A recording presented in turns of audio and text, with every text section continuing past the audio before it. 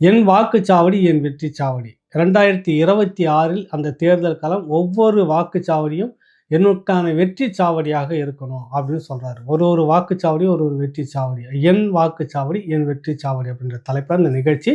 அதுல பேசும்போது சொல்றாரு, தலை நிமிர்ந்து நிற்கும் ஆட்சி வேண்டுமா? அல்லது தலை குனிந்து கொத்தடிமையாக இருக்கக்கூடிய ஒரு ஆட்சி வேணுமா? டெல்லிக்கு அடிபணிந்து அப்படின்னு சொல்ல வராரு.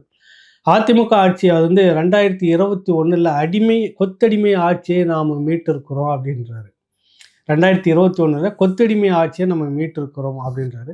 தொடர்ந்து இந்த டெல்லி சாம்ராஜ்யம்னு சொல்றது, அந்த டெல்லி அரசு தொடர்ச்சியாக நமக்கு பல்வேறு இன்னல்களை வந்து கொடுத்துக்கிட்டு இருக்குது. ஜிஎஸ்டில இருந்துட்டு, மாநிலத்துக்கு கொடுக்க வேண்டிய நிதியில இருந்துட்டு, நீட்ல இருந்து, இன்னும் பல்வேறு வகையில பல வகையிலும் தொடர்ந்து இந்த மாநிலத்துக்கு எதிராக பல்வேறு தடைகளை தொடர்ந்து வந்து கொடுத்துக்கிட்டு இருக்குது.